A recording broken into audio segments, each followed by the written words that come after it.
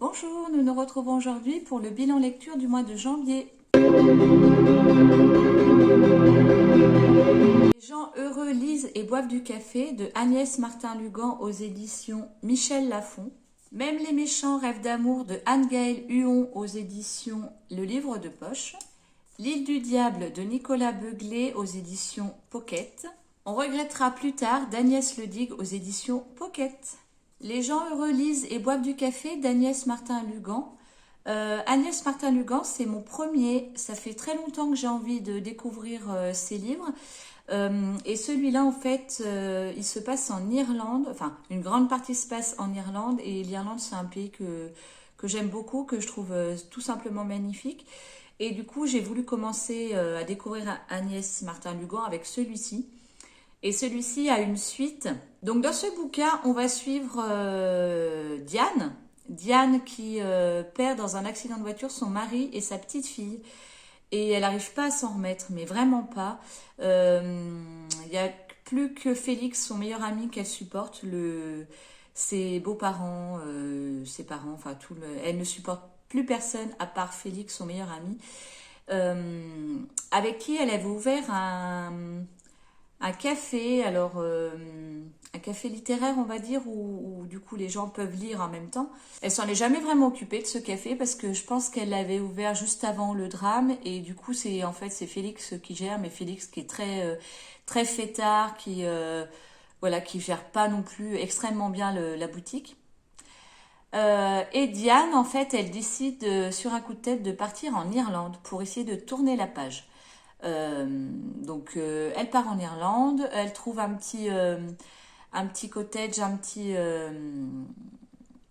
une petite ferme à louer. Donc elle va rencontrer des gens, elle va rencontrer surtout un certain Edward.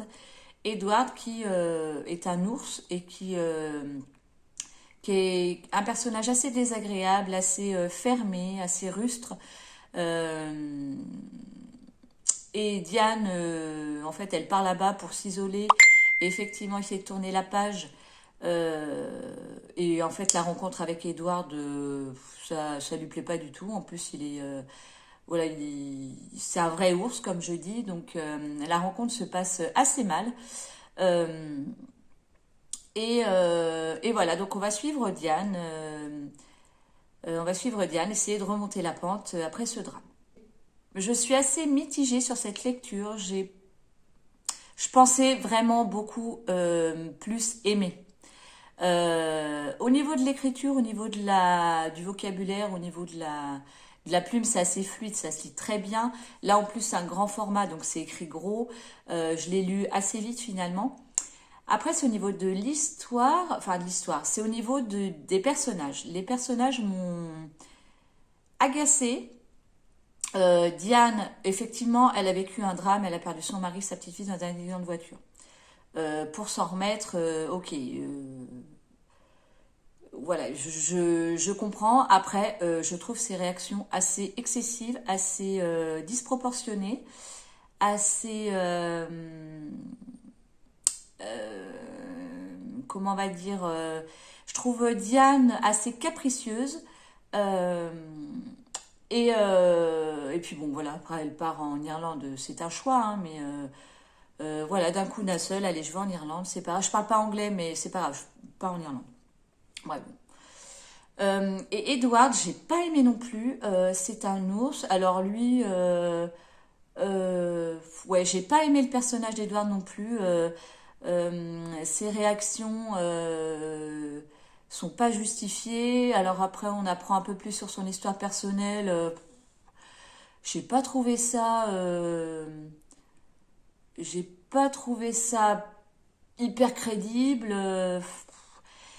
J'ai eu un peu de mal, j'ai un peu beaucoup de mal avec les personnages. Donc en fait, Agnès Martin-Lugan, donc celui-là c'est mon premier. Euh, je suis pas hyper emballée pour lire les autres, quoi. Donc c'est dommage parce qu'elle en a écrit pas mal. Et je pense que je pensais vraiment aimer. Alors, est-ce que voilà celui-là j'aime pas? Est-ce que je vais en aimer un autre? Voilà, je vais lire un ou deux autres d'elle et peut-être que je vous dirai tout à fait le contraire sur un autre bouquin du même auteur, hein. Mais celui-là, personnellement, je m'attendais à beaucoup plus aimer et j'ai été plutôt déçue par rapport à ce que je m'attendais. L'écriture, voilà, l'écriture, la plume fluide, comme je vous l'ai dit, ça se lit très bien. Là, j'ai vraiment du mal avec les personnages. Donc à voir sur un autre bouquin du même auteur si du coup je préfère. Même les méchants rêvent d'amour d'Anne-Gaëlle Huon. Donc celui-là, c'est tout à fait le contraire. Je pensais ne pas aimer parce que dans mes souvenirs, j'ai souvenir d'une critique en fait sur Instagram de quelqu'un, je sais plus, qui n'avait pas du tout aimé. Et à ce moment-là, je disais de toute façon, vu ce qu'elle en dit, moi j'aimerais pas non plus. Et puis je suis tombée donc sur une lecture commune de ce bouquin sur Instagram. Je l'avais dans ma palle, donc j'y allais. Tu le sors et puis vraiment si t'aimes pas, t'aimes pas. Et j'ai beaucoup aimé cette lecture. Donc comme quoi, il faut pas rester sur ses impressions et vraiment se faire une idée de soi-même sur le bouquin. Donc là, on va suivre l'histoire de Janine. Janine, c'est une dame âgée. C'est une dame âgée qui est en train de perdre la mémoire et pour ne pas perdre la mémoire, enfin pour reculer un peu l'échéance, elle va écrire tous ses souvenirs sur papier et se constituer comme ça un espèce de carnet sur sa vie pour ne rien oublier ou pour ne pas oublier l'essentiel. Un jour, elle tombe dans son jardin et donc suit une hospitalisation, puis une entrée en maison de retraite, puisque ça y est, Janine perd quand même pas mal la mémoire. Et donc Julia, sa petite fille, du coup, va revenir donc chez sa grand-mère à Marseille. Ça doit être ça. Enfin, dans le sud. Et du coup s'occuper de sa grand-mère et s'occuper un peu de la maison de sa grand-mère en attendant au moins quelques jours en attendant la fin de sa convalescence. Et Julia va tomber sur ce fameux carnet où Janine a écrit tous ses souvenirs et voilà, et on va apprendre que Janine a des secrets et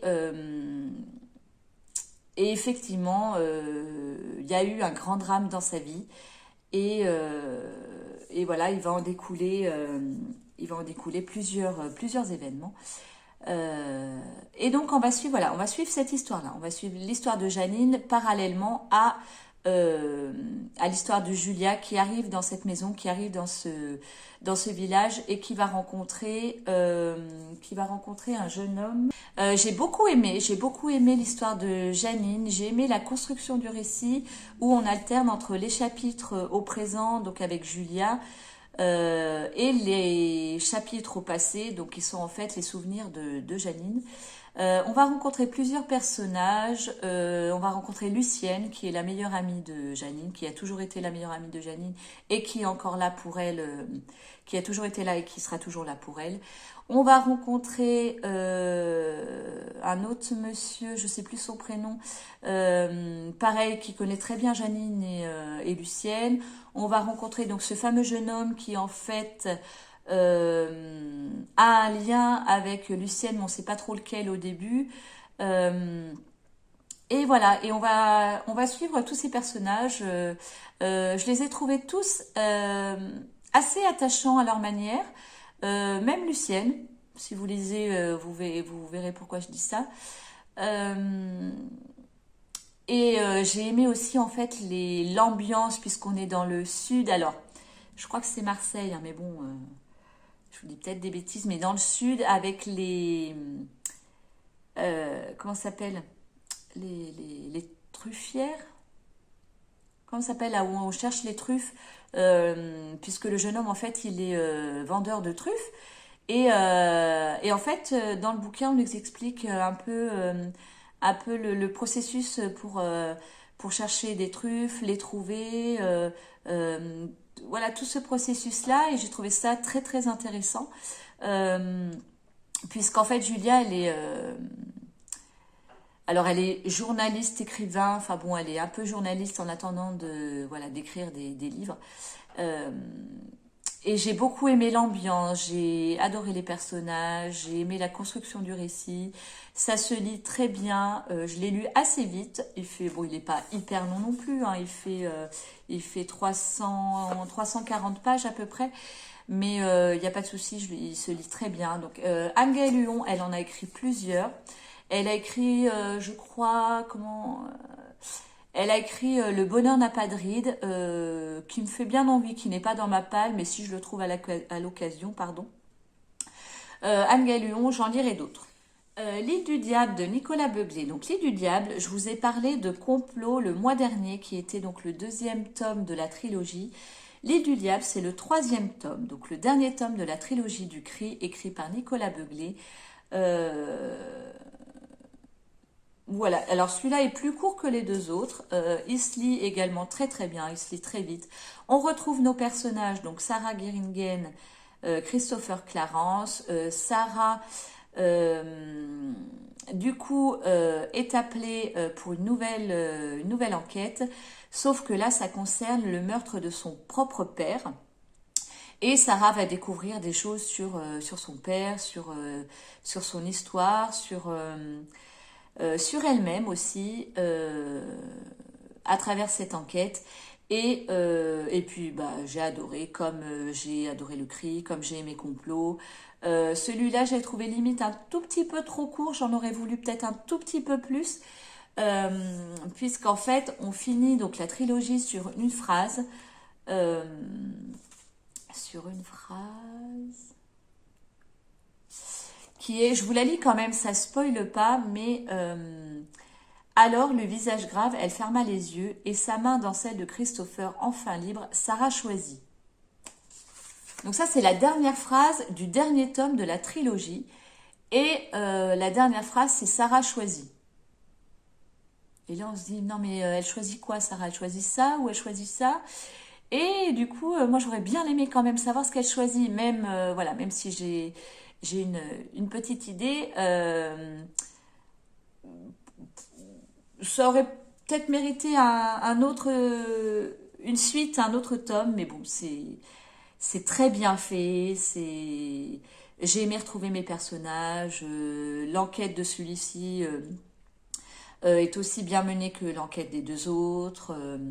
Donc cette trilogie, si vous l'avez pas lue, si vous aimez les thrillers polars, thrillers plutôt, euh, les thrillers, les enquêtes. Alors, je vous répète, les personnages sont un peu des super-héros quand même. Donc, si ça vous saoule un peu de voir des personnages très résistants, ils se prennent une balle dans l'épaule, mais c'est pas grave, ils vont lever le bras comme ça. Enfin bref. Voilà, si vous aimez, si ça vous dérange pas de lever les yeux au ciel toutes les 2 secondes parce que ça arrive un truc assez extraordinaire pour que ce soit crédible. Voilà, cette trilogie, vous allez l'aimer. Moi, j'ai beaucoup aimé. On regrettera plus tard d'Agnès Le Dig. Agnès Le Dig, j'aime beaucoup. J'ai lu plusieurs romans d'elle. J'ai lu Part avec lui, Juste avant le bonheur. J'avais adoré ces 2 romans et Agnès Le Dig, j'aimerais lire tout ce qu'elle a écrit. Alors là, je prends un peu de retard parce que elle en a sorti un cette année, enfin en 2021, et j'avais déjà pas lu celui d'avant, donc je commence à prendre un peu de retard. Celui-là, il y a une suite que je vais lire donc le mois prochain, donc je vous parlerai de la suite le mois prochain. En attendant celui-là, alors j'ai moins aimé que ceux que j'avais lus hein, avant le bonheur, juste avant le bonheur et Part avec lui que j'avais vraiment adoré. Celui-là j'ai moins aimé, alors peut-être parce que j'ai mis plus de temps à lire aussi tout simplement, hein. J'ai un peu moins aimé les personnages que dans les 2 précédents, donc ici on va suivre Valentine. On va suivre Valentine et Eric. Eric, en fait, qui un soir d'orage débarque chez Valentine avec sa petite fille Ananina voilà, qui a de la fièvre et c'est un soir d'orage, il sait pas comment s'en occuper. C'est un papa en fait et une petite fille qui vivent dans une roulotte et en fait qui ont leur vie dans la roulotte et qui voyagent dans toute la France. et qui vivent comme ça. Et donc ils débarquent chez Valentine un soir d'orage. Et ils vont y rester le temps que Eric puisse réparer sa roulotte.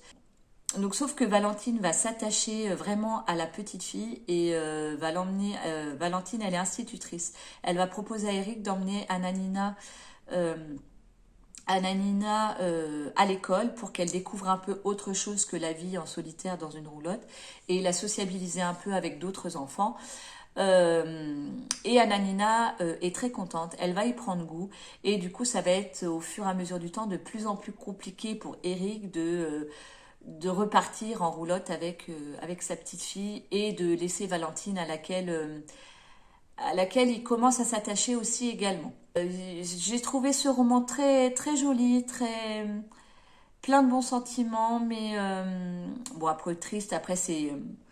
j'ai retrouvé tout à fait la plume d'Agnès Ledig, hein. Tout ce que j'aime chez Agnès Ledig, je l'ai retrouvé là. Voilà, j'ai un petit peu moins aimé les personnages que dans les autres. Valentine, elle est un peu plus distante. Alors, elle a une histoire de vie aussi pas très facile qui fait que effectivement, bah, dans la vie, elle est assez solitaire et elle a peur en fait de l'engagement et elle a peur d'étouffer si voilà si effectivement elle trouve un homme avec qui ça marche. Eric, lui, en fait, a une histoire de vie aussi extrêmement compliquée. En fait, il a perdu sa femme à l'accouchement et il s'occupe seul de sa fille bah, depuis qu'elle est née. Anna Nina doit avoir 7 ou 8 ans. Donc, depuis 7 ans, voilà, il prend soin de sa fille. Il ne vit qu'avec sa fille, il ne vit que pour sa fille. Et du coup, voilà, ils sont un peu... ils ont une histoire de vie pas très facile l'un et l'autre. Et... et voilà, et on va suivre ces deux personnages, leur évolution, voilà, comment ils vont arriver à s'entendre, ils vont arriver à se découvrir l'un l'autre, et avec la petite fille au milieu, là, alors, une petite fille comme Anna Nina, moi j'en veux 10, hein, elle est mignonne, elle est adorable, elle est assez mûre pour son âge, voilà, enfin, même si elle est au milieu des deux, en fait, ça se passera très bien parce qu'elle comprend quand même plein de choses. Elle est calme, et puis voilà, et puis elle arrive à faire la part des choses. Enfin, ça peut que bien se passer en fait. Et donc on va suivre cette histoire-là.